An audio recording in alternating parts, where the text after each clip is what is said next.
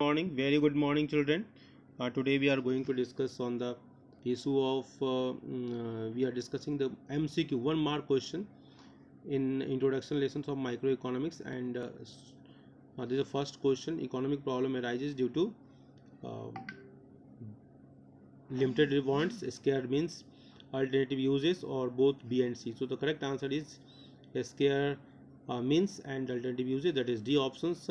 You are writing the chat box. Very good, children. Next question is slope of production possibility curve is straight line, convex to the point of origin and concave to the point of origin, and none of these. So you are pointing that it is a concave to the point of origin. Very much right you are, because in our syllabus it is a concave to the point of origin. इसको याद रखना है. Concave का shape कैसा होता है, तो बिल्कुल याद रखिए आप इसको. आप याद रखिए कि पेट फूला हुआ, जैसे पेट बाहर निकल जाता है ना, तो ऐसे होता है. तो ओरिजिन जो होता है एक्स और वाई एक्सिस जहाँ मिलते हैं, that is a point origin. और ये कर्व ऐसा होता है जैसा आपकी स्क्रीन पर आपको दिखाई दे रहा है. ओके, जैसा कि आप इसके स्क्रीन पर देख सकते हैं ना, A B curve it represents the what, it's A B curve, it is represent the concave shape. This is the concave shape. Okay. So now third question is the problem of what to produce led to what to produce. Third question देखेंगे ध्यान से बेटो.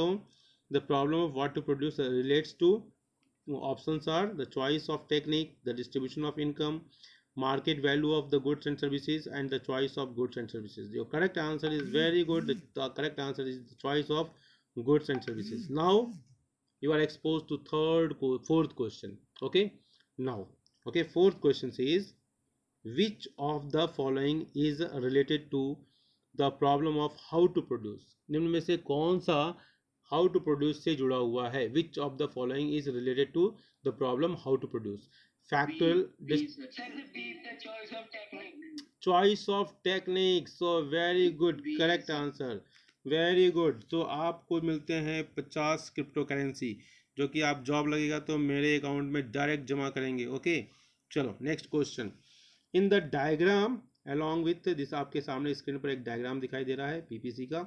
In the diagram, ठीक है, inefficient use of resources is shown by. Inefficient use of resources, ठीक है, मतलब resource का सही तरीके से इस्तेमाल नहीं हुआ. Point A and B, point D, point C और पॉइंट सी एंड डी, किससे आप रिप्रेजेंट करेंगे inefficient use of resources? C, बोलिए. इनएफिशिएंट यूज ऑफ रिसोर्सेज, बोलिए. Point C and D. D inefficient use of resources. हम तो resource का अच्छा बताओ, इफिशिएंट यूज ऑफ रिसोर्सेज किससे शुरू करोगे? फुलर यूटिलाइजेशन ऑफ रिसोर्सेज इसको कहते हैं ना, फुलर यूटिलाइजेशन ऑफ रिसोर्सेज. इसका मतलब रिवीजन. हाँ, which points A, B, C, D represents fuller utilization of resources? Full utilization of resources.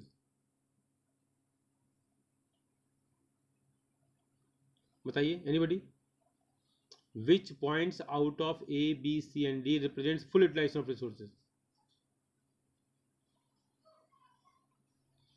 D. What? D. बोलो बेटा.